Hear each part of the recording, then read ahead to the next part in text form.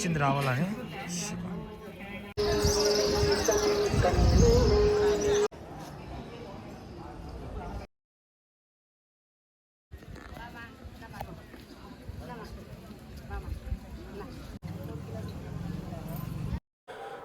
అందరికీ నమస్కారం. ముందుగా గురువుగారైన చాగంటి కోటేశ్వరరావు గారికి నా హృదయపూర్వక నమస్కారాలు. నేను ఇప్పుడు కాచిగూడ రైల్వే స్టేషన్ దగ్గర ఉన్నాను. ఇక్కడ నుంచి నేను ఫస్ట్ అరుణాచలం వెళ్తున్నాను. నేను చిదంబరం కార్ ఫెస్టివల్కి ట్రైన్ బుక్ చేశాను అనమాట. కార్ ఫెస్టివల్ వచ్చేసి జూలై 11th ఉంది. ఈరోజు జూలై 5th. సో ఒకరోజు తిరువన్నామలై అంటే అరుణాచలంలో ఉండేసి నెక్స్ట్ డే చిదంబరం వెళ్ళాలి అని అనుకుంటున్నాను.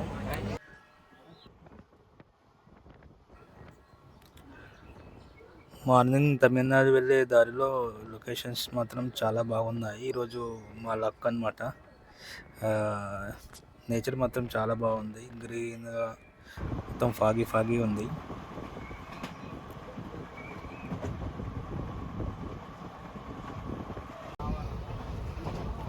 వీళ్ళందరూ నాకు ట్రైన్లో పరిచయం అయ్యారు. హైదరాబాద్ నుంచి 2 ఫ్రెండ్స్ తిరువన్నామలై వెళ్తున్నారు. మిగతా 3 రేణిగుంటలో దిగిపోతారంట.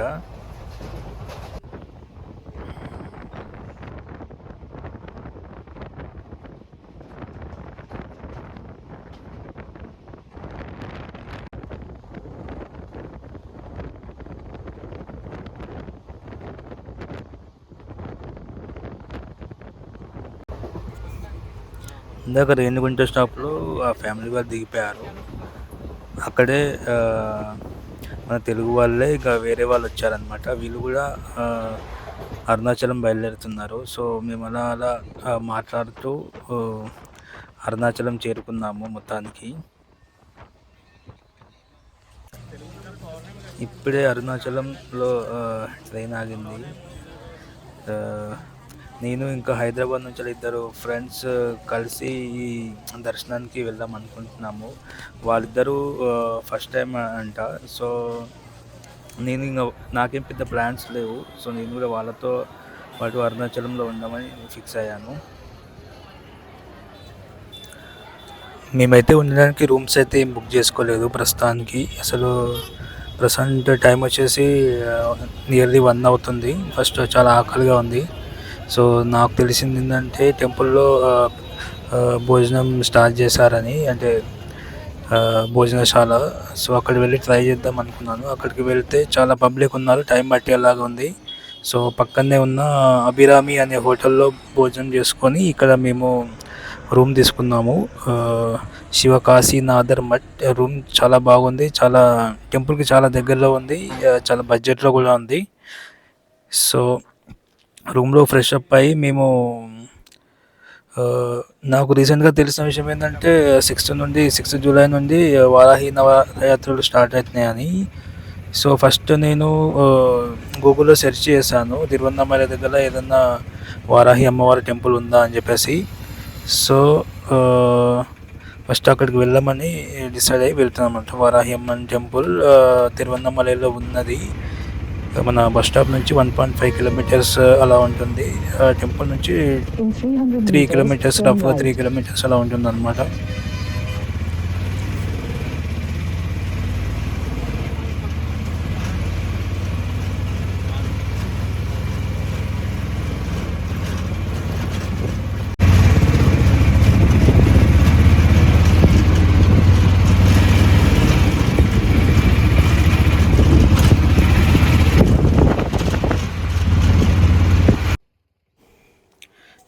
జస్ట్ ఇప్పుడే వారాహి అమ్మవారి టెంపుల్ రీచ్ అయ్యాము.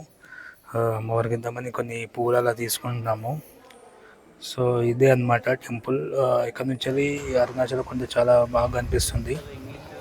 సో టెంపుల్లో వీడియో తీస్తూ ఉంటే టెంపుల్ లోపల వాళ్ళు వద్దని చెప్పారు, వీడియో తీయొద్దన్నారు. సో ఎక్కువ వీడియో తీయలేదు. సో నాకు అంత ఎక్కువ తెలియదు ఈ టెంపుల్ గురించి. నేను జస్ట్ గూగుల్ చేసి వెళ్ళాను. వారాహి నవరాత్రులు ఉన్నాయి కదా, ఒకసారి వెళ్తే బాగుంటుందని చెప్పేసి. సో మాకైతే దర్శనం బాగా జరిగింది. అక్కడ పక్కన ఏదో పూజ కూడా అవుతుంది అనమాట.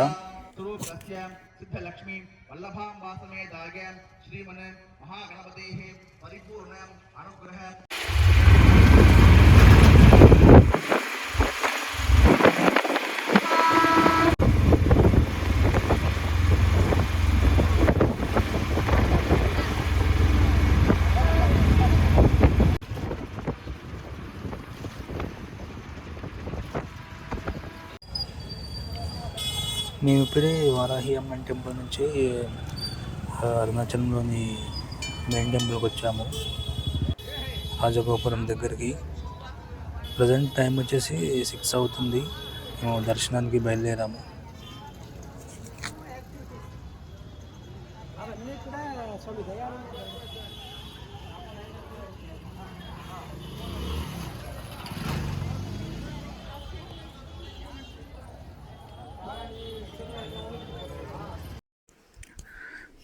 మనకి రాజగోపురం నుంచి లోపలికి రాగానే వ్యూ ఇలా ఉంటుంది. ఈ రైట్ సైడ్లో 1000 కాల మండపం, లెఫ్ట్ సైడ్లో మనకి స్తంభంలో వెలిసిన సుబ్రహ్మణ్య స్వామి ఆలయం ఉంటుంది. ఆ సుబ్రహ్మణ్య స్వామి ఆలయం ఖచ్చితంగా వీక్షించాలి. ఆ స్థల పురాణం వీలైతే తర్వాత షేర్ చేసుకుంటాను. సో ఆలయం అయితే చూడడానికి చాలా పెద్దగా ఉంటుంది. ఇది నాకు నియర్లీ నేను ఒక 9 to 10 టైమ్స్ అరుణాచలం రావడం జరిగింది. అదంతా దేవుని కృపగా భావిస్తాను.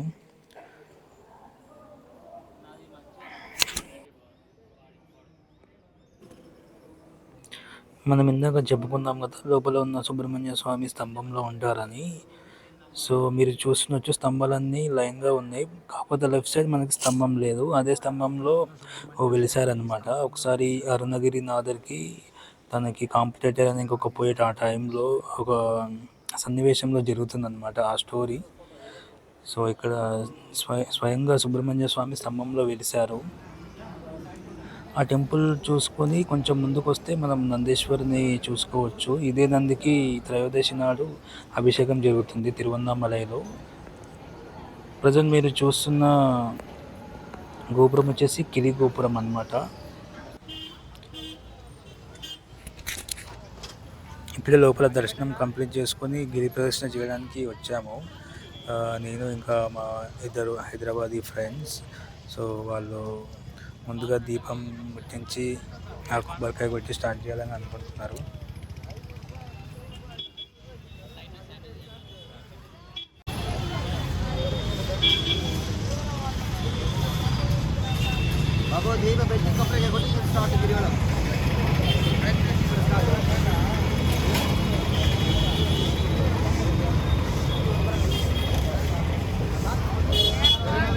దీపం ముట్టించావా?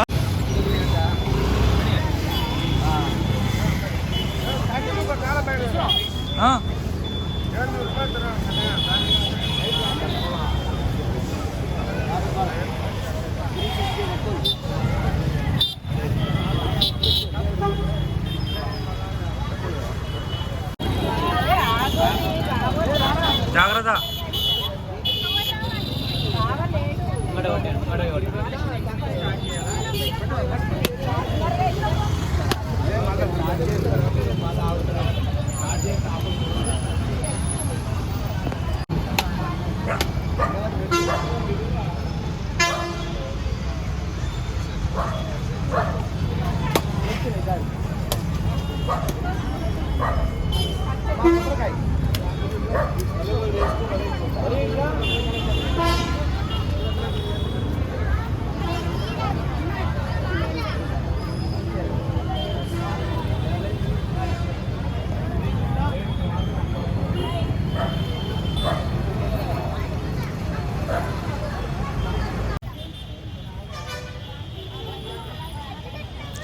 అరుణాచలంలో దీపదర్శన చేయాలనుకున్న వారు ముందుగా దీపం ముట్టించి హారతి పెట్టి కొబ్బరికాయ పెట్టి స్టార్ట్ చేస్తారనమాట. అది ఖచ్చితంగా అని ఏం లేదు, ఒక్కొక్కరి ఇష్టం అనమాట.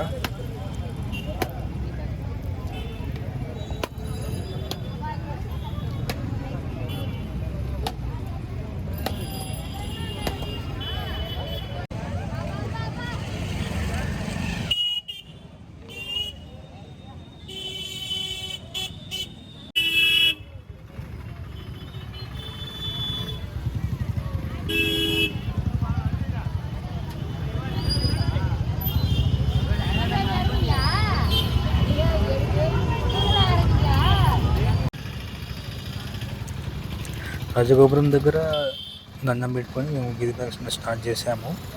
మీకు అందరికీ తెలిసిందే, గిరి ప్రదక్షిణ మొత్తం 14 కిలోమీటర్లు ఉంటుంది.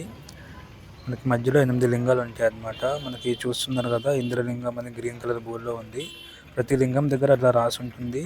ఈ లింగాలతో పాటు మధ్యలో కొన్ని కొన్ని టెంపుల్స్ కూడా వస్తాయి. ఇవన్నీ మనం దర్శనం చేసుకుంటూ గిరి ప్రదక్షిణ చేయాలన్నమాట. ఈ గిరి ప్రదక్షిణ చేసేటప్పుడు మనకి కాళ్ళకి చెప్పులు అనేది ఉండకూడదు. ఏదైనా హెల్త్ ఇష్యూస్ ఉండి ఏజ్ పైబడిన వాళ్ళకి సాక్స్ వేసుకోవడం అది చేసుకోవచ్చు, కానీ నార్మల్గా అయితే కాళ్ళకి చెప్పులు వేసుకోకుండా గిరి ప్రదక్షిణ చేయాలి. ఇది మేమున్న హోటల్ ఇదే అనమాట. గిరి ప్రదక్షిణ వెళ్ళే రోడ్లో ఉంది. జస్ట్ టెంపుల్కి 200 మీటర్స్ దగ్గరలో ఉంది.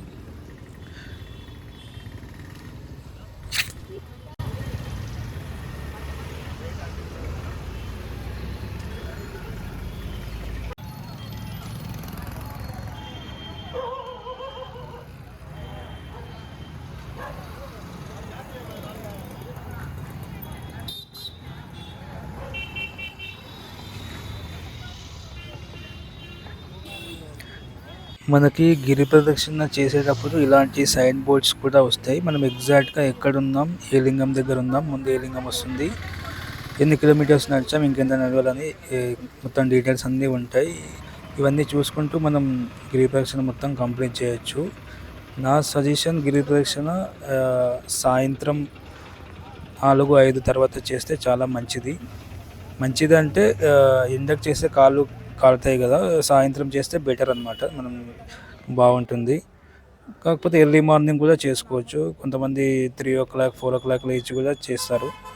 నార్మల్ స్పీడ్తో నడిస్తే ఒక 4-4.5 అవర్స్లో గిరి ప్రదక్షిణ చేయొచ్చు. కొంచెం స్లోగా నడిస్తే 5 to 6 hours పడుతుంది.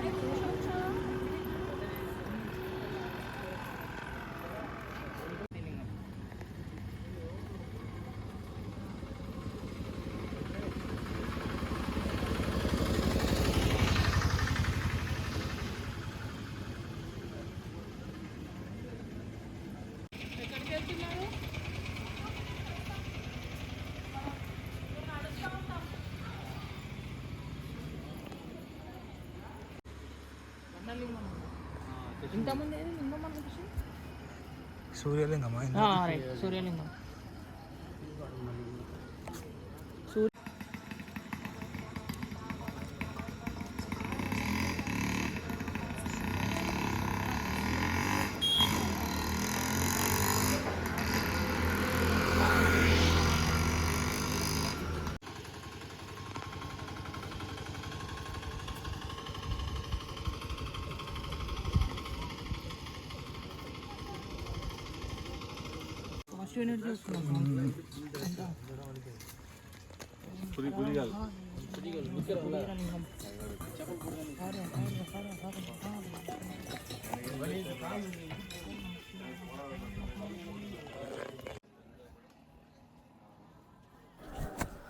మనకి గిరి ప్రదక్షిణ వెళ్ళే దారిలో మోక్షలింగం అని అంటారు ఇక్కడ. యాక్చువల్గా ఒక ఋషి అనేది తన తపశ్శక్తి ఇక్కడ దారబోసారంట. ఈ మోకాల్లోంచి నడిస్తే లోపల నుంచి బయటికి వస్తే మన మోకాళ్ళ నొప్పులు పోతాయని ఆ ఋషి అక్కడ తన పవర్ని యూజ్ చేశారనమాట. దాన్నే ఇక్కడ వీళ్ళందరూ మోక్షలింగం అని పిలుస్తారు. ఇది చాలా రద్దీగా ఉంటుంది ఎప్పుడు చూసినా. సో నేనైతే ఒకసారి ట్రై చేశాను. ఇంత లావుగున్నా పడతారు మ్యాక్సిమం. అయితే మీరు చూస్తున్నారు కదా, ఆ పర్సన్ కొంచెం లావున్నా సరే ఈజీగా వచ్చేసారు. కొంచెం ధైర్యం చేయాలి అంతే, ప్రాబ్లం అయితే ఏముండదు.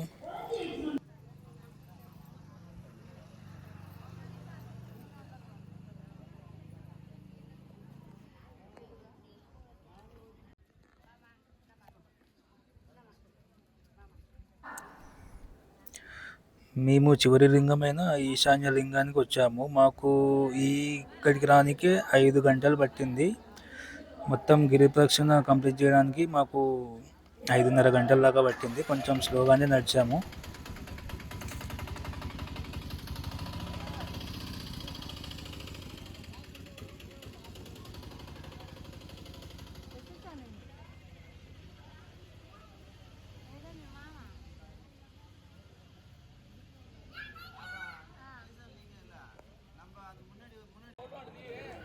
ఫైనల్గా మా గిరి ప్రదక్షిణ పూర్తయింది. మా ముగ్గురికి కాళ్ళు మాత్రం చాలా పెయిన్స్ వచ్చాయి.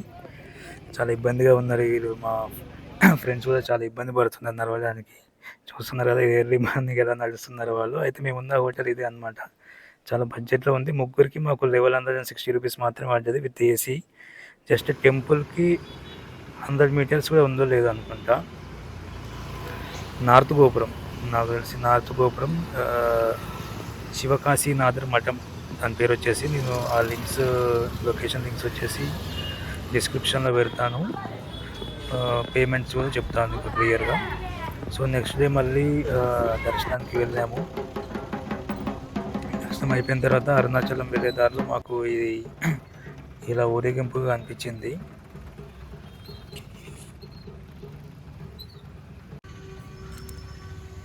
రమణాశ్రమంలో దర్శనం చేసుకొని, మీకు అందరికీ తెలుసు కదా రమణాశ్రమంలో 10:30కి ఇక్కడ భోజనాలు పెడతారని. అక్కడనే భోజనం తినేసి నెక్స్ట్ చిదంబరం వెళ్ళాలనుకుంటున్నాము. ఈరోజు మా ట్రైన్ 4 o'clock ఉంది. సో నెక్స్ట్ రూమ్ చెక్అవుట్ చేసి వెళ్తున్నాను అనమాట. మధ్యలో మేము అరుణాచలంలో టిఫిన్స్ మరియు లంచ్ చేసిన ప్లేస్ ఇదే అనమాట. Hotel Abhirami hotel. అగ్నిలింగం పక్కనే ఉంటుంది. మన తెలుగు వాళ్ళకి చాలా బాగుంటుంది టేస్ట్. మీరందరూ ట్రై చేయండి.